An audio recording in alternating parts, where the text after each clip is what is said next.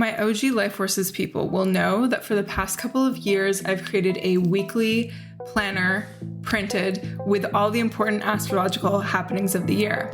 But for 2024, I decided to do something different.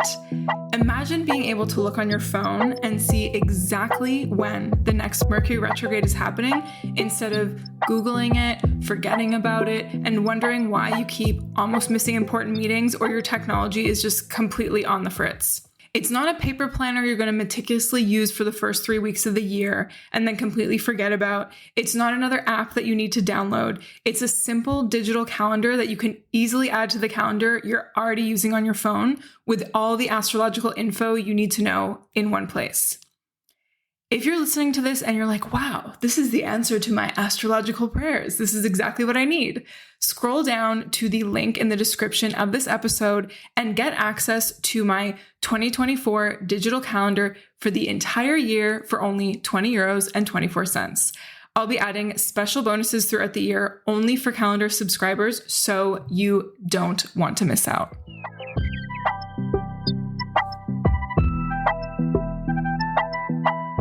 Hello and welcome to this bonus episode of Life Forces podcast. If you're here for the first time, welcome. So happy to have you. Welcome back. If you've been with me this year, for the first year of the podcast, it's been such an amazing experience creating this for all of you.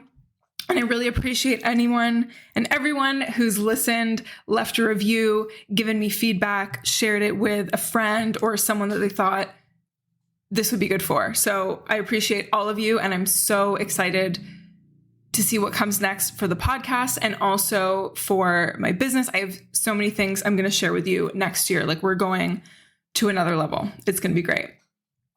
So I wanted to record this bonus episode for you all because, of course, we need to know what is happening in 2024 astrologically. So my intention is to give you an overview of the main things that are happening in 2024, astrologically speaking. And then I'm going to do my more typical quarterly forecast. So we'll do an overview of 2024, and then we'll get into some more specifics of January, February, and March 2024. Yeah, all right. So the first major thing when we're doing an overview of the year is that the planet Pluto is back in the sign of Aquarius and it's sticking around. So Pluto, in the astrology that I practice, is considered the farthest planet in the solar system, and therefore it moves very slowly. I mean, this is right, there's a direct correspondence with the astronomy and the astrology in this case, right? It's a slow-moving planet, Pluto, because it's so far away. So it's very much a generational kind of planet. So people that were born, plus or minus 20-ish years of you will have the same Pluto sign. So, for example, a lot of millennials have Pluto in Scorpio, for example. So on January 21st, Pluto is coming back into Aquarius and sticking around because we had a little, let's say, preview of Pluto in Aquarius this year from March 23rd to June 11th. And so we had this first glimpse of Pluto in Aquarius, which Pluto as a planet, collectively speaking, has a lot to do with transformation, things coming to the surface, uncovering what's underneath, secrets that are emerging, showing us a certain type of collective shadow, like our collective darkness in one particular area. It can be about change, of course, and it can be about death. And it can often be the site of horror or fear, depending on the sign that it's in. Like, the sign that it's in will give us a bit of a flavor of that. So for the past 20 years or so, Pluto has been in the sign of Capricorn, right? And as I record this, Pluto is still in Capricorn. It's making its last passage through the sign of Capricorn. And a lot of what we saw with Pluto being in Capricorn is this transformation of big institutions in the world, governments, countries, the way that countries work, financial institutions, royalty, and how that has transformed, how our public perception of that may or may not have transformed. And it's interesting because, so for the most part of the year, we're going to have this Pluto and Aquarius vibe, which we'll get into, but Pluto will actually dip back a little bit into Capricorn from September 2nd to November 19th of this year. And I think that's a moment where we're going to see kind of like the last gasp of like certain institutions like crumbling and or being exposed for corruption or whatever it is. Because if we think of Capricorn as an earth sign, it has a lot to do with building up of resources in like a really public, collective way. So it'll be interesting to see how that plays out. So because Pluto is in Aquarius, Aquarius is an air sign. Aquarius has to do with humanity, the collective, and innovation. I really think that Pluto and Aquarius in general, this era that we're entering into, is going to transform, change our view of what humanity even is. Because Aquarius has to do with the collective, and because Pluto can be about things breaking down or being exposed, I think we're going to see certain social structures breaking down in a way, which on one hand could be scary, and Pluto can definitely bring some of the scary parts of things out to the surface. But on the other hand, it might be good because maybe there's certain social, societal structures that aren't really working for us. I think also we're going to see more of an emphasis on individual power in some ways, for better or for worse, because Aquarius is this very like eccentric energy that's very much an individual. So I think we're going to see transformations in individual power. And I think we've kind of already seen that through, for example, technology and what it has afforded us, especially in the past few years, especially with pandemics and things going on in the world, and how, you know, people from their homes are able to have this power that they may not have had decades ago, right? Or decades ago, they would have had to been very much embedded or working with big institutions. Whereas now, in a way, a lot of the times technology can actually empower us to have more impact on a collective scale. So I mentioned technology, and I also mentioned technology having to do with Aquarius, and I also mentioned Pluto having to do with fears. So I think what's going to ramp up is our fears around technology, or in general, like non-human things that can cause harm to us, and also a fear of the future, right? So I think Pluto in Aquarius is going to bring up a lot of like dystopian kind of ideas.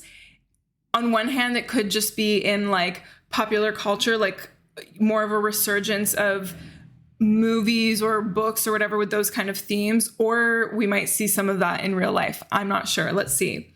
But for sure, you know, last year for the period, I'm saying last year, I'm still in 2023. There's been parts of 2023 with Pluto and Aquarius where, you know, AI has ramped up and it's become more invasive and it's become more a part of our everyday lives.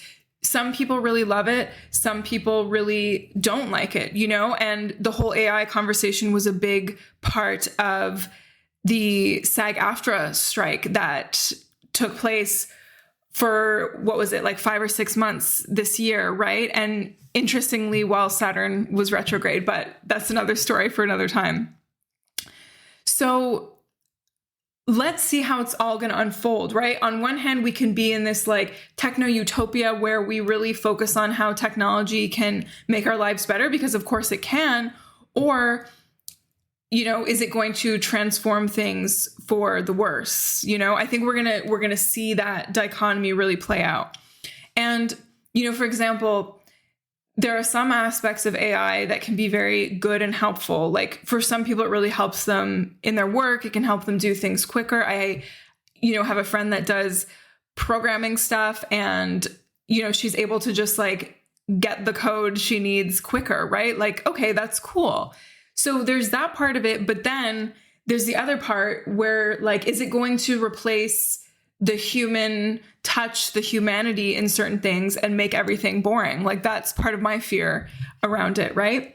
And I think we're also going to have new political structures and parties, like from that Pluto and Capricorn moving into the Pluto and Aquarius phase, right? Aquarius collective. So what new forms of power are going to emerge in this time, right? With things changing in such an interesting way. And I mean, let's see also if we figure out, how to have free, sustainable energy, because why shouldn't we, right? And that could be a plus of this Pluto and Aquarius time, right? Aquarius is about these amazing innovations in science or in other fields. So let's have that. The last Pluto and Aquarius, there was the Industrial Revolution. Like that's a big deal, right? That changed so much. So moving on from Pluto and Aquarius, which we're going to see really unfold in 2024.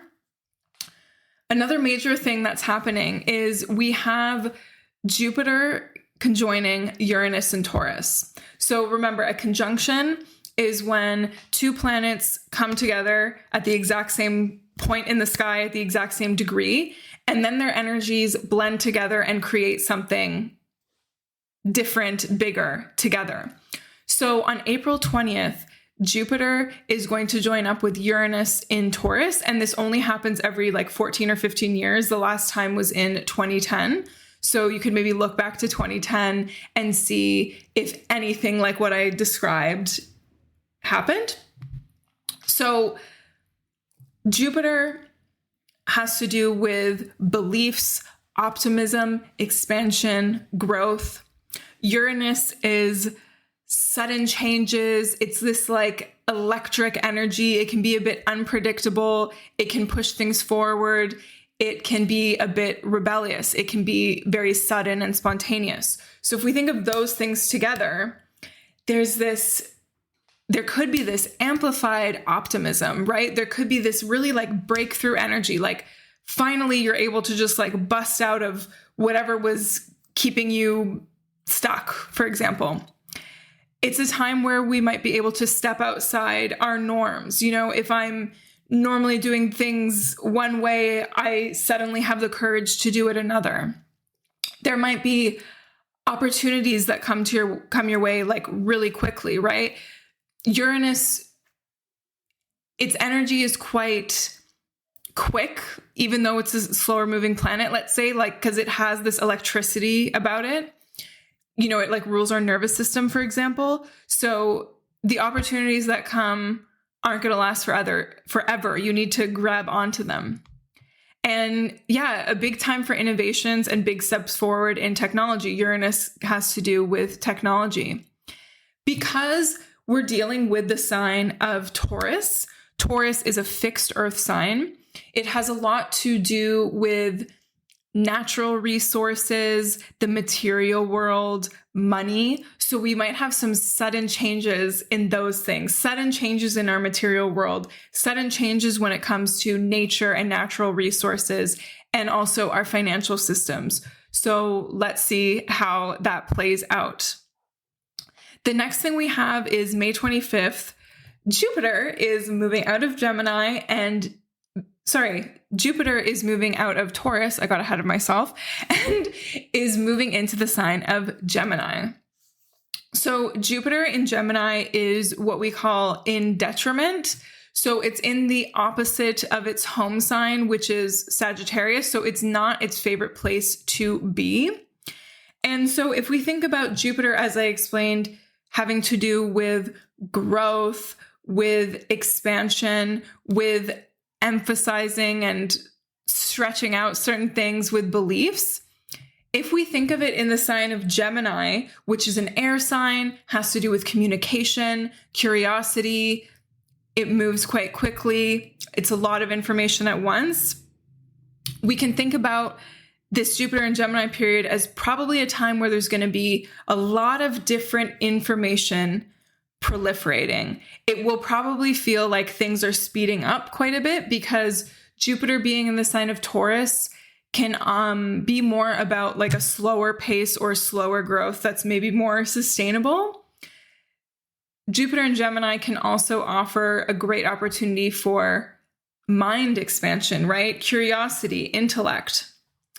But the thing with Jupiter and Gemini energy is that we could get so inspired by so many different ideas that maybe we don't execute all these ideas, or it's just a lot of talk and not a lot of action.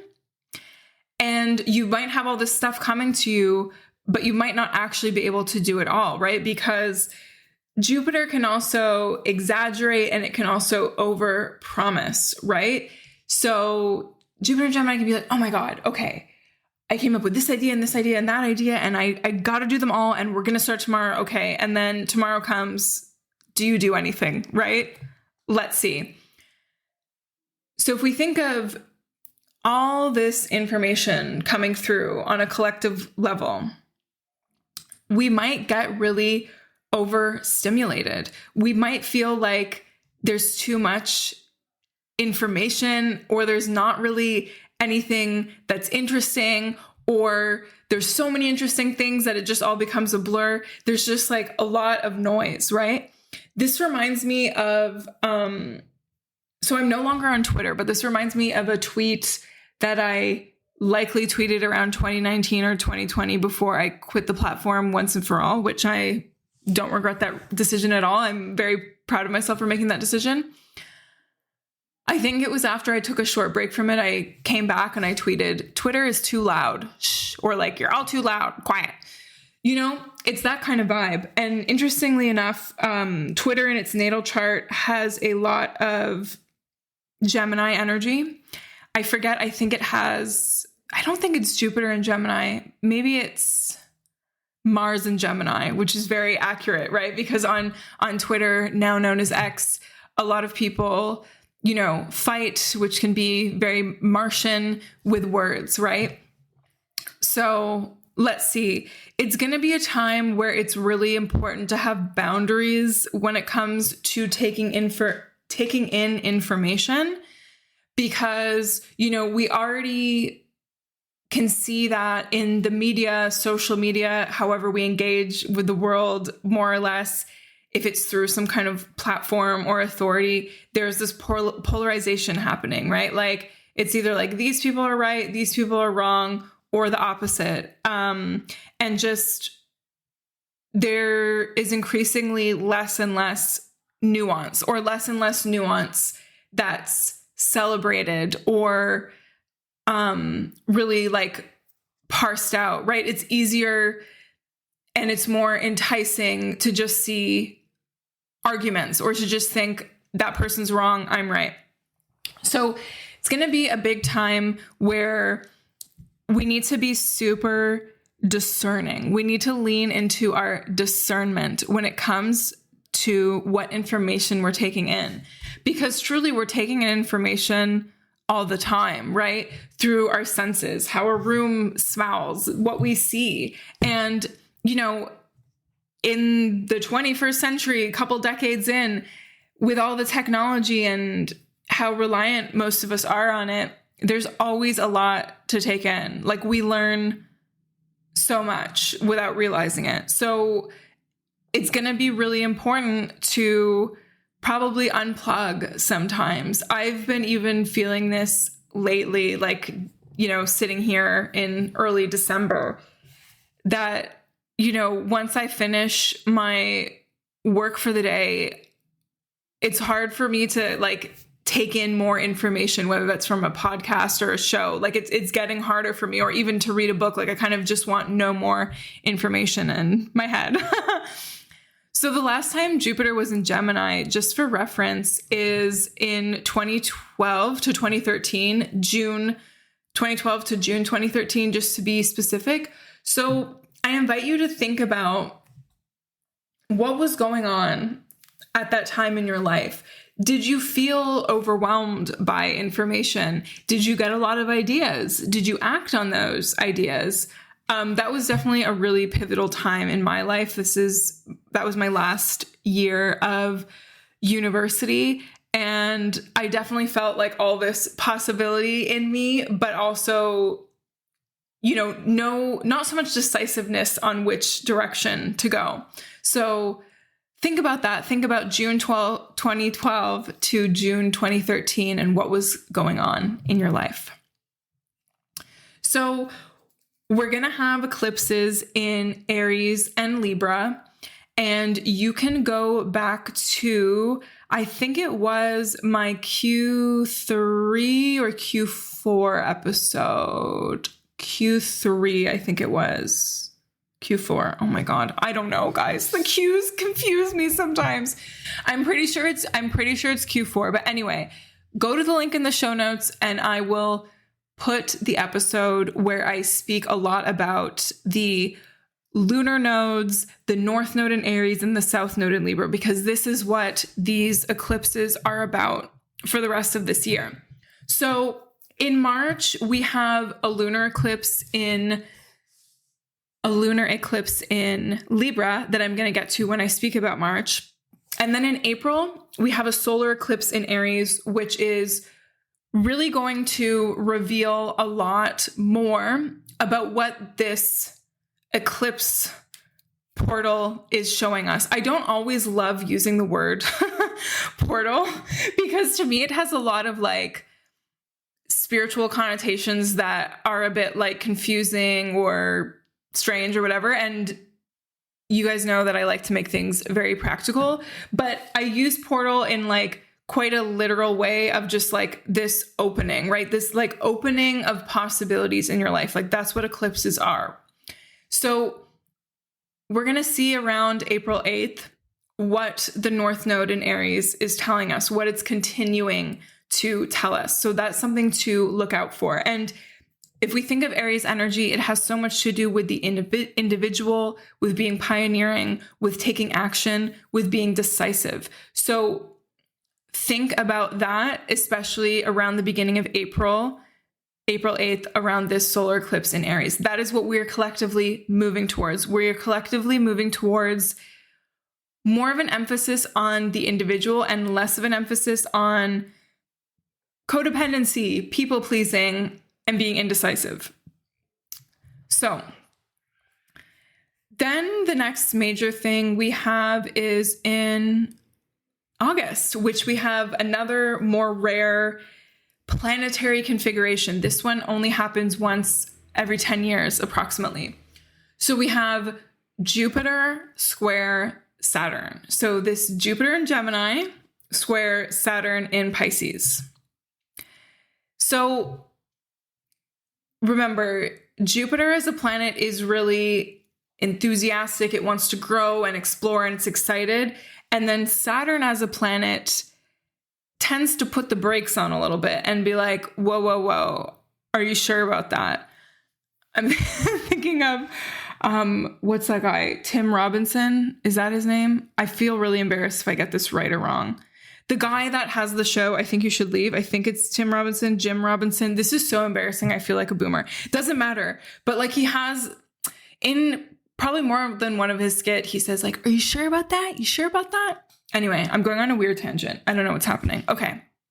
Doesn't matter. Saturn, restriction, boundaries. Jupiter doesn't like that. Jupiter is the life of the party. It wants to explore. It wants to grow. It wants to meet everyone and do all the things, especially with Jupiter in Gemini, right? So Saturn and Pisces forming this square to Jupiter in Gemini is almost putting a bit of the brakes on Jupiter and is like, okay, Saturn's like, okay, you want to grow in this way, Gemini. You have all these amazing ideas. You're curious about this. You want to explore this.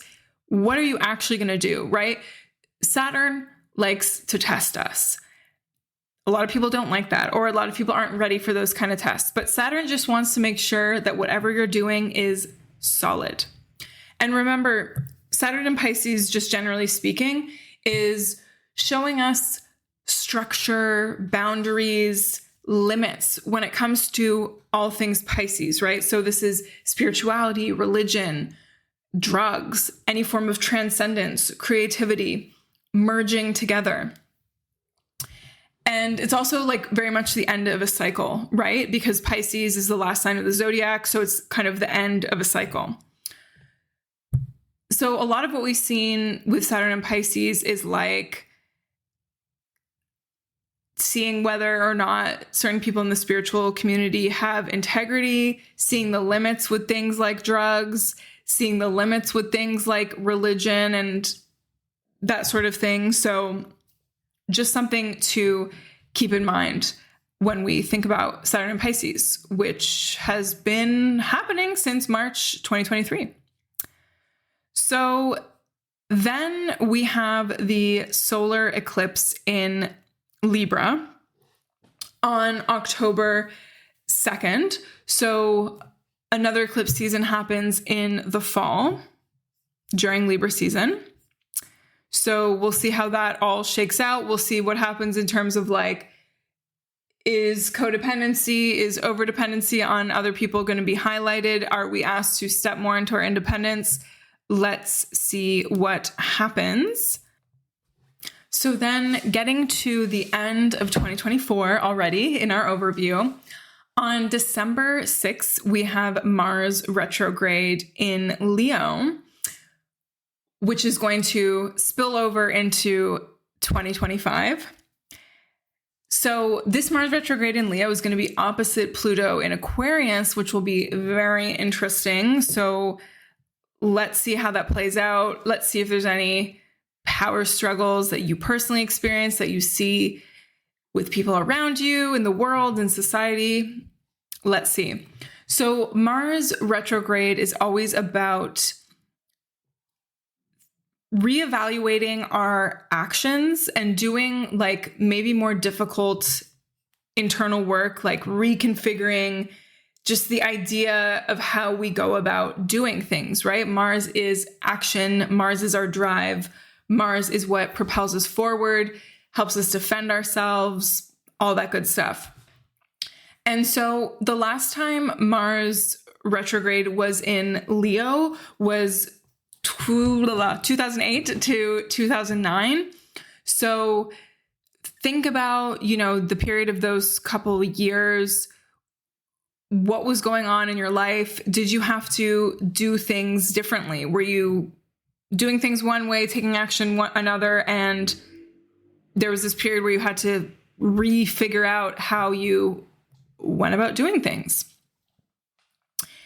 My Mars is in Leo, so I'm a little afraid about this, except for it's not really happening in the same degrees as my Mars. So it'll still affect me because, of course, it'll still affect everyone depending on where Leo is in your chart, but it's not right on top of my Mars. So let's hope it's not that harsh.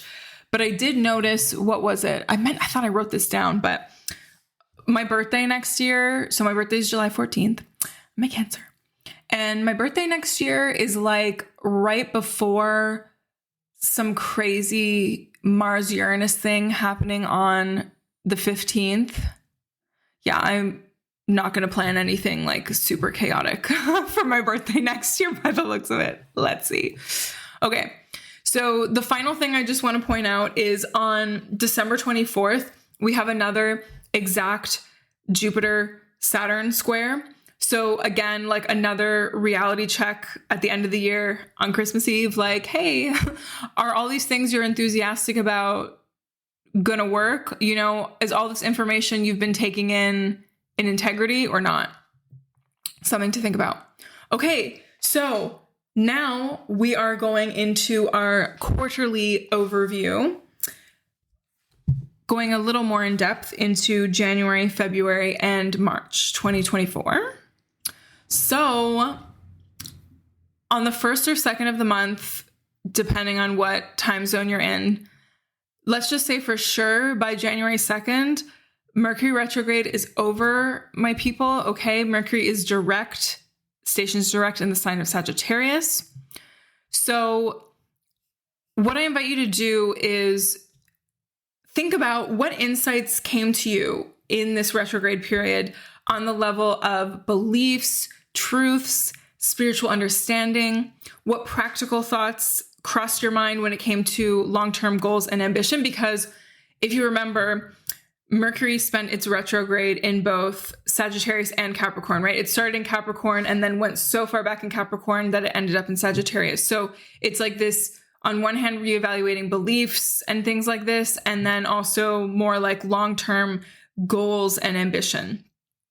So whereas you might have had some like disagreements, miscommunications, confusing things happening during the holiday season, by the 1st, by the 2nd for sure, things are clearing up. Things are moving a little quicker. Mars in Sagittarius is very, direct in its communication. It can be a little quick to judge, so something to be mindful of. But yeah, on the level of communication, things are getting a little bit easier already on January 2nd. So then Mars moves into Capricorn on January 4th, right? Mars is the planet of action, of drive, as I explained. So in Capricorn, our actions are probably going to be a lot more methodical. This is a really great time to put effort into your long-term goals. Think about what big moves that you need to make to achieve your vision for 2024, right? We're at the start of the year. Let's think big. Capricorn is about long-term, building a legacy. Think about those big moves, and then also how can you hold yourself accountable, right? Capricorn is ruled by Saturn, Daddy Saturn, here to keep us in order, to do things methodically, to not rush, and to take our time. So something to keep in mind there. Then we have the new moon in Capricorn on the 11th, which to me is a great opportunity to really ground into your intentions for the year. What goals do you have, and where can you invite in more discipline, right? Capricorn is just such a disciplined, responsible sign and energy. So it's a really great time to get into that in a big way. So specifically about this new moon, it's squaring the nodes. It's squaring the North Node in Aries and the South Node in Libra, which I feel like anytime there's something squaring the nodes, there's a bit of like a karmic urgency to it. So it's like, okay, really good time to check in with like what you individually want to achieve and build, what you're moving towards, right? It's a time where that's going to be put into focus. And then I like Saturn's configuration here.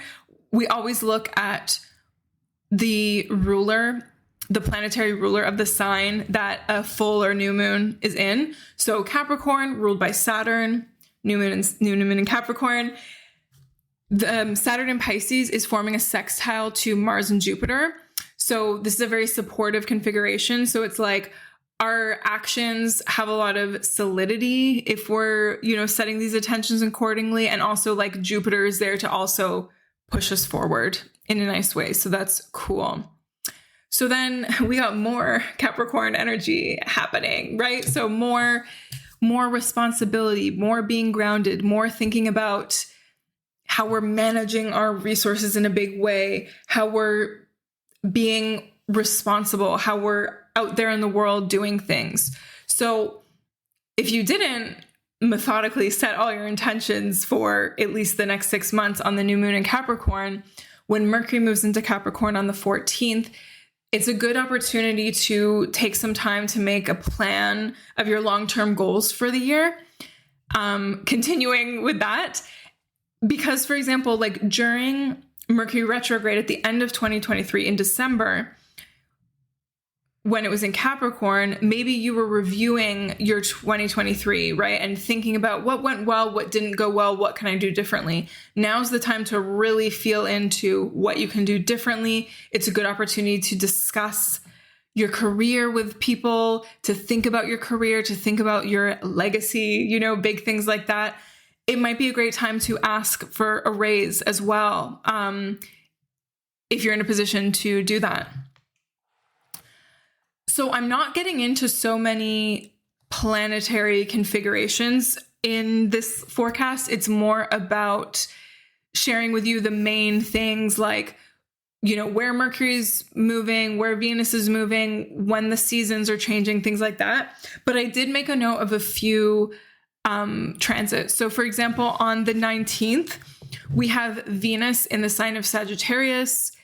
making a square to Neptune and Pisces. So this configuration can result in some confusion in our relationships. Like Venus and Sagittarius, I just picture as someone who's like, yeah, we're just having a good time, aren't we? Whereas Neptune and Pisces is like, oh, I thought this was more, right? Pisces is such a romantic energy. Sagittarius, not so much. Sagittarius wants to have fun. So, thinking about this in a more fun way, it could be a day where like, one person in a more casual relationship is just like, yeah, I'm loving this situationship. And then the other person is like, oh, I'm really like catching feelings.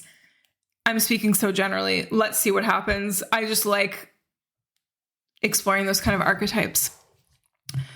So, okay, we also have the Sun forming a conjunction to Pluto in Capricorn. Sun and Pluto meeting up. Sun, our essence of what's happening. Pluto, deep transformation. Sun and Pluto together, stuff's happening. So the Sun and Pluto forming a conjunction in Capricorn right before Aquarius season. It's kind of the last little moment of Pluto and Capricorn stuff, aside from later in the fall of 2024. But I think because especially, it's in 29 degrees 59, it's like literally the last second of Pluto and Capricorn for now. So it's like this crucial moment, this final gasp, this uncovering, this illumination, right? The sun illuminates of this Pluto and Capricorn stuff. So let's see what emerges around January 20th. Let's see. Could be some scandals. So then on the 20th of January, Aquarius season begins. Remember, Aquarius energy, it's air, it's fixed air. It can be a little bit stubborn and a know-it-all, but generally it's a humanitarian energy. It's eccentric, innovative, community-oriented, peaceful. It wants to be free to express itself. It's unconventional, and it's very forward and future thinking. So Aquarius season is a great time to think about what groups you're a part of. Are you satisfied with your level of involvement in these groups? Are there communities you'd like to join, communities you'd like to create? Would you like to contribute more to your surroundings, to humanity at large? How can you do that, right? Then on the 21st, the day after Aquarius season starts, we have Pluto moving into Aquarius, which I explained earlier in the episode because it's quite a major part of the year. So again, when Pluto changes signs, it's really a paradigm shift because Pluto is such a slow moving planet. It really can set the energy for what kind of collective transformations we're having. So again, a lot of transformations on the level of technology, society, humanity on the whole. So then on the 23rd, Venus moves into Capricorn. So Venus is all about how we relate to each other and our values. We might find that we're more determined in relationships. Capricorn is a very determined, hardworking energy. We might want to commit deeper to someone or something that we value. We might be more protective of our relationships. And it's a good time to think about discernment in how we relate to each other. Saturn, which rules Capricorn, is really big on boundaries. So it's like, do you need to set boundaries in any relationships in your life currently? I'm going to take a little sip of water because I've been talking quite a lot. Oh my gosh. Okay. So then on the 25th, we have our first full moon of the year. And it's the full moon in Leo, right? Leo, opposite sign to Aquarius, so much to do with self-expression, warmth, confidence, leadership. Because this full moon is opposite Pluto and the sun is pretty much still very conjunct Pluto, as it just moved back into Aquarius, I think this full moon is actually going to uncover a lot. And it's squaring Jupiter and Taurus. So let's see, there could be some like overdoing involved, some uncovering. Great time to celebrate your own individuality, your self-expression, and anything that comes from the heart, because Leo rules the heart. And our last couple events for January is we have Uranus stationing direct in the sign of Taurus. We had Uranus retrograde from August 28th, 2023, ending now on January 27th, 2024. So Uranus retrograde can in some ways be a bit easier collectively, because that sometimes chaotic, sudden happenings energy of Uranus is a bit more inward and a little less outward. So notice if you feel like wonky energy like a few days before and a few days into it, like around the 27th, as it's stationing direct. And yeah, definitely a time where we're going to see changes and unexpected events, rebellion in all different ways. Let's see how that happens.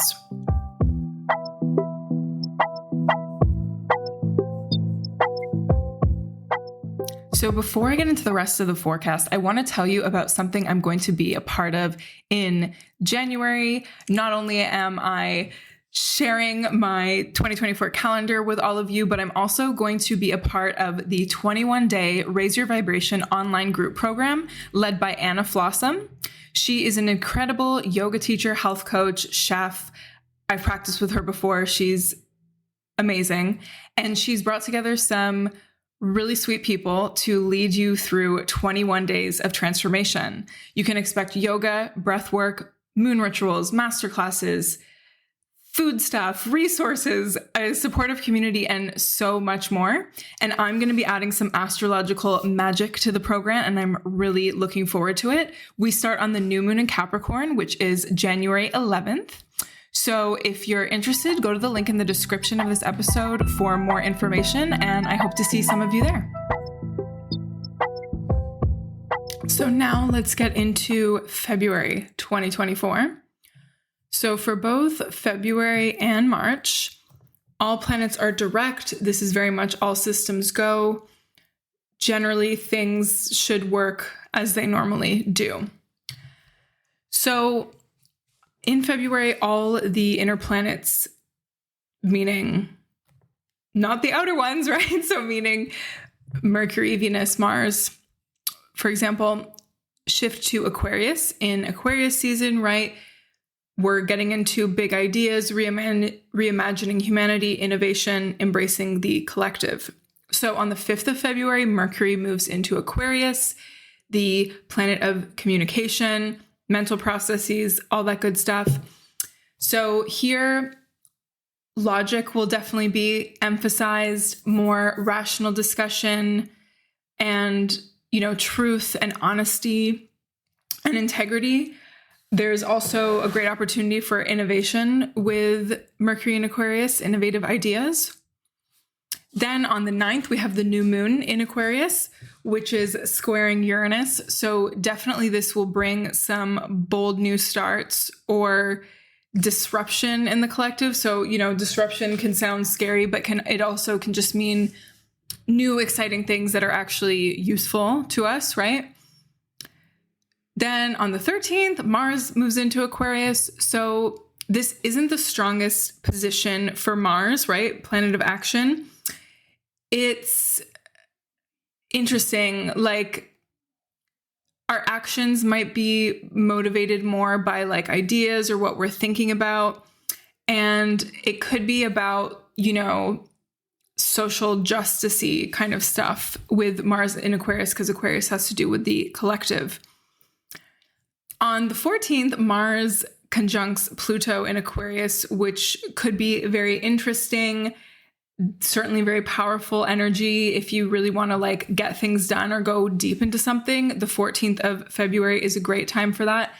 And also, it's Valentine's Day, right? February 14th. And let's not forget that Mars can also be about sexual energy, Pluto too. So good time for that kind of stuff on Valentine's Day. Then on the 16th, Venus moves into Aquarius. So, it's about spreading the love and the, niceties far and wide beyond just our family unit or close friends or our partner. Then on the 19th, we have Pisces season beginning with the sun moving into the sign of Pisces. It's the end of this cycle. We're getting up to the end of our astrological year, which begins with Aries season, which is the first sign of the zodiac. So remember that Pisces is a water sign, so I'm sure emotions will come up and be highlighted throughout Pisces season. Pisces is ruled by Neptune, which is this planet that's very creative, dreamy, imaginative, spiritual, compassionate, sensitive, all-encompassing, often very self-sacrificing, sometimes a little bit escapist. You know, it has this amazing creativity and romance to it, but then sometimes it wants to escape in a not so helpful way, in a way that's completely disconnected from reality. I mean, sometimes we do need to completely disconnect from reality, but other times it's like, okay, let's get our feet on the ground. But the fact that Saturn is in Pisces helps with this. It helps mitigate the like floating in the sky energy of Pisces. So yeah, you might also find Pisces season to be quite a spiritual time for you. You feel like you merge more with others. You feel like you feel what other people are feeling more. For example, with Mercury in Pisces as of the 23rd, maybe your mind feels much more imaginative, unstructured, sensitive. There's more flow to how your mental processes work. And then concluding February, this was a quick one, we have the full moon in Virgo on the 24th, right? Remember, we always have the full moon in the opposite sign of the astrological season. So Virgo is the opposite sign of Pisces. This full moon is opposite Saturn, right? Which brings more stability and solidity, and opposite Mercury. So it's this interesting thing, because Virgo, while it's an earth sign, is ruled by Mercury, right? So it's like, has this interesting way of communicating that wants to be very grounded and practical, right? Virgos historically are quite organized. They're quite interested in things like health and routines. So you might find here on this full moon in Virgo that emotions bleed into conversations, but then like Saturn is there to be like, maybe not. There might be some communication issues. Because the moon is opposite Saturn, you might feel really like alienated. And the moon in Virgo can be quite anxious. Virgo can be anxious energy. And as someone with a native moon in Virgo, I can understand that. So there might be some anxiety coming up for you. So just like notice it and examine it and ask it what it needs, for example. And see also where, because the moon is opposite Saturn, where your responsibility, which is more a Saturnian thing, balances out with your emotions. Can they work together in harmony? So now we're moving on to March 2024. As I said, this month also has all planets direct. There's no Mercury retrogrades or other retrogrades harshen the vibe. So that's nice to deal with. So on the 9th of March, we have Mars in Aquarius squaring Uranus and Taurus. So anytime we have like a Mars-Uranus thing, it can mean like sudden actions that are a bit crazy and chaotic, right? And with Mars in Aquarius, so this is, collective actions, and then Uranus and Taurus could be sudden changes in the environment or when it comes to resources. Maybe something happens where, in the collective, there's like suddenly a change to how we deal with money or how we deal with natural resources. So something to keep in mind there. Then on the 10th, we're still in Pisces season, but we have Aries season on the horizon, Aries energy coming in. On the 10th of March, Mercury moves into Aries. Here we have very direct speech, more clear thinking, right? Aries is ruled by Mars. So it just like goes for it. It's just taking the action. It's just doing the thing. So you can probably see that maybe in some ways you're making quicker decisions when Mercury is in Aries. On the same day, on the 10th, we have the new moon in Pisces, which is totally conjunct Neptune. So it's like super, super new moon in Pisces, super vibey, sensitive, romantic maybe. Any new moon is a great time for setting intentions. So here, focus on setting intentions for spirituality, connection, healing, forgiveness, and compassion.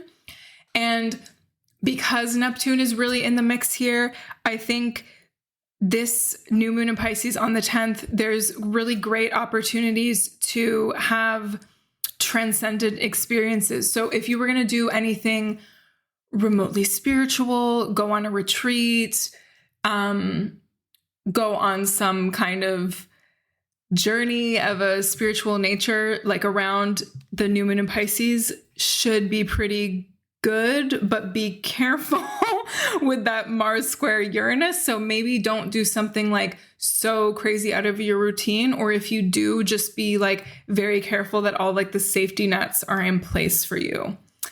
Yeah, just had to double check that. It's like Mars square Uranus is still kind of happening. Okay. But maybe that provides an opportunity to have like very new, bold spiritual experience as well, which is cool. Okay. So then on the 11th, Venus moves into Pisces.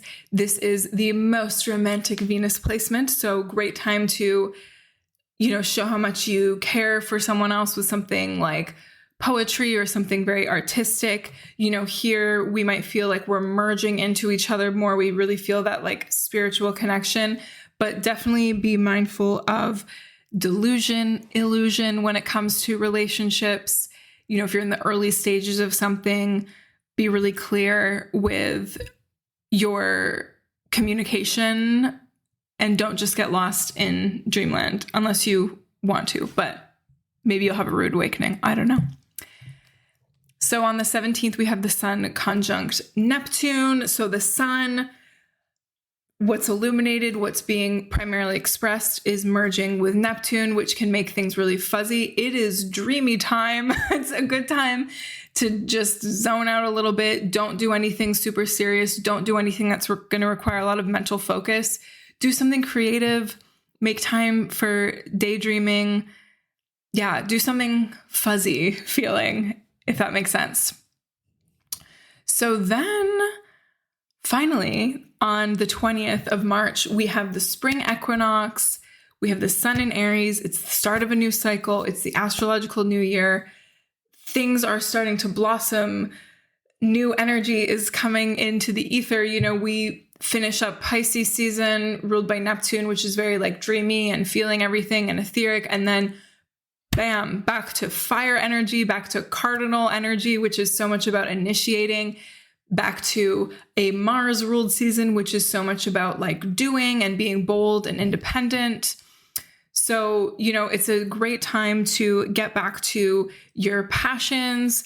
Maybe you're going to be a little impatient. Maybe you're going to be a little impulsive, but likely you'll feel some confidence and courage, especially in the area where Aries is in your chart, depending on what house that's falling into. So then on the 21st, the day after, we have Venus conjunct Saturn in Pisces. So this could be a big reality check for your relationships. Are you